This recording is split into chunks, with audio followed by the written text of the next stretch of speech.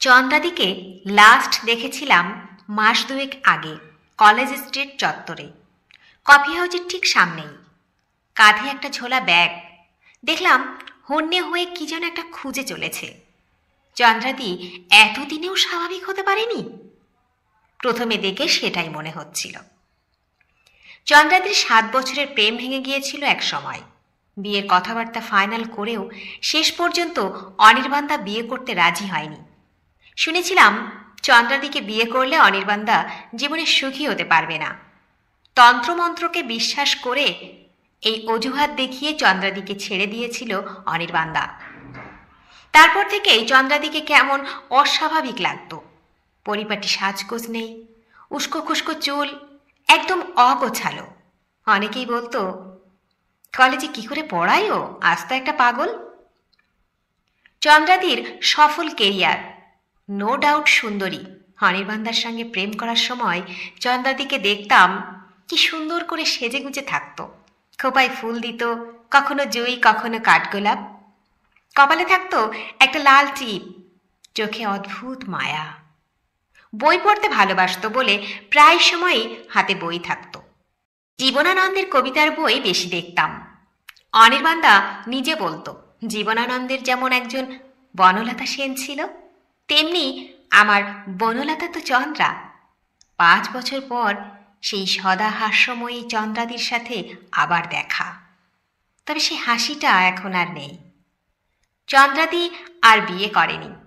College street চত্বরে দেখতে পেয়েই আমি ডাকলাম, চন্দ্রাদি।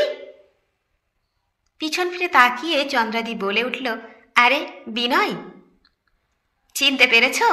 অনেকদিন পর তোমাকে দেখছি, কেমন আছো বলো? আগের মতোই আছি। কথাটা বলেই একটু অন্যমনস্ক হয়ে কি যেন একটা খুঁজতে লাগলো। জিজ্ঞেস করলাম, কাউকে খুঁজছ? হেসে বলল, অনেক দিন ধরেই খুঁজছি। সাহস নিয়ে জিজ্ঞেস করলাম, কাকে? একটা মানুষ। এত লোকজন চারিদিকে গিজগিজ করছে, দেখো। যেদিকে তাকাই সেদিকেই মানুষ। এত মানুষের ভিড়, তবুও মানুষ নেই। কোটি কোটি মানুষ, তবুও নিজের একটা মানুষ নেই। কথাগুলো যেন বুকে গিয়ে বিঁধল। রিলেট করলাম নিজের সাথে। ইরাবতী আমাকে ছেড়ে গেছে, 17 দিন পার করেছি সবে। চন্দ্রাদির গল্পটা ইরাবতী জানত।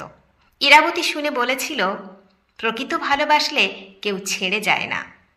অথচ ইরাবতীই আমাকে ছেড়ে গেল।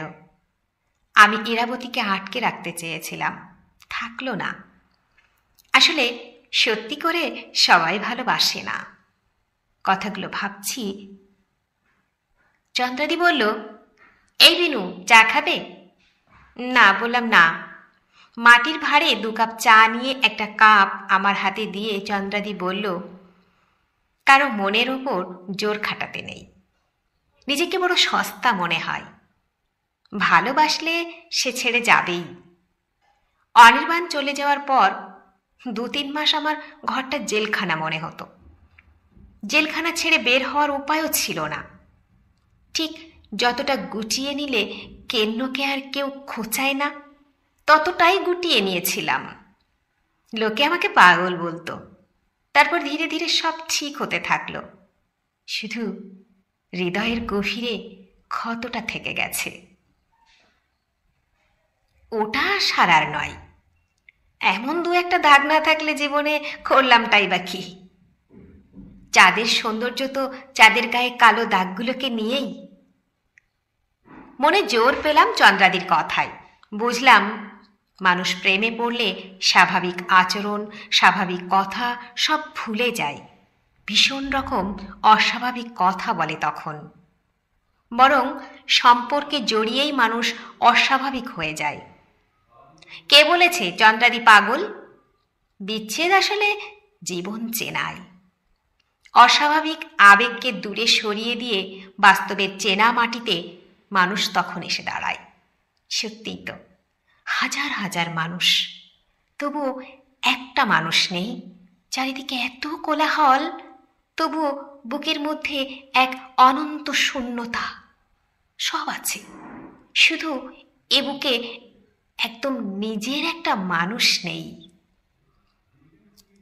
আমার চুপ করে আছি দেখে চন্দ্রাদি বলল, ইরাবতী কেমন আছে?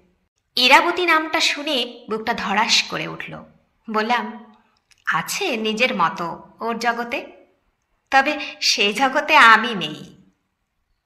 চন্দ্রাদি কি যেন একটা ভাবল, কেন ছেড়ে গেল, কার দোষ কার গুণ, আদেও সে প্রশ্নেও গেল না। বলল, বিনু, এই হলো জীবনের খেলাঘর, ছাড়ো ওসব কথা। চা খেতে খেতে গল্পে মজলাম চন্দ্রাদির সাথে। অন্য একটা কথায় হাসির রোল উঠল। আমি হাসছি, চন্দ্রাদিও হাসছে। এভাবেই হয়তো হাসতে হয়। মনে হলো জীবনে যে মুহূর্তটা কাছে পাবো, সেই মুহূর্তটাতেই বেঁচে নেওয়া উচিত।